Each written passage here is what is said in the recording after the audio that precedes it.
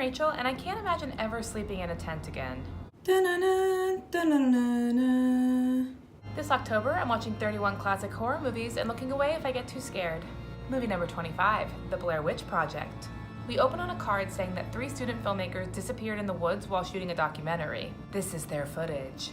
Director Heather talks about leaving home for the weekend to explore the Blair Witch. She's filming with her friend Josh and this guy Mike that she just met.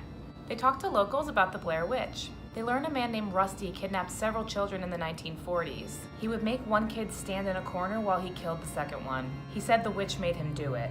One woman tells them she saw the Blair Witch. They all think she's crazy. The next day, a fisherman tells them that the woods are haunted. They park the car and hike to Coffin Rock. Heather reads an excerpt about some murders that happened there. They camp. The next morning, Josh says he heard cackling the night before. Heather takes them off trail. Mike's mad.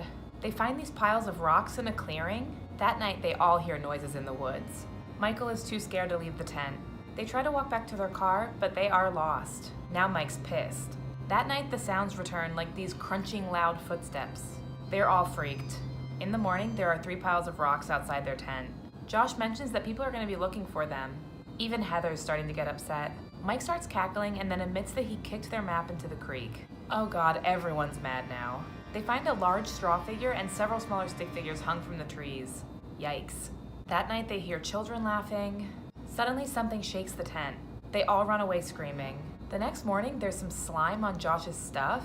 Something went through their bags. Mike and Heather physically fight. Josh breaks down. They see the same log twice. It doesn't make sense. Josh screams at Heather about her movie until she cries. The next morning, Josh is missing. They cannot find him. Mike and Heather make peace. That night, they hear Josh's screams. They can't figure out where it's coming from. This was the first section where I covered my eyes.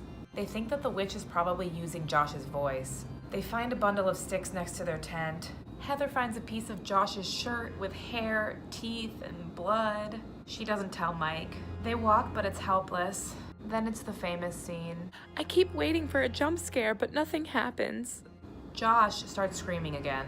They follow his voice to a house. It seems abandoned.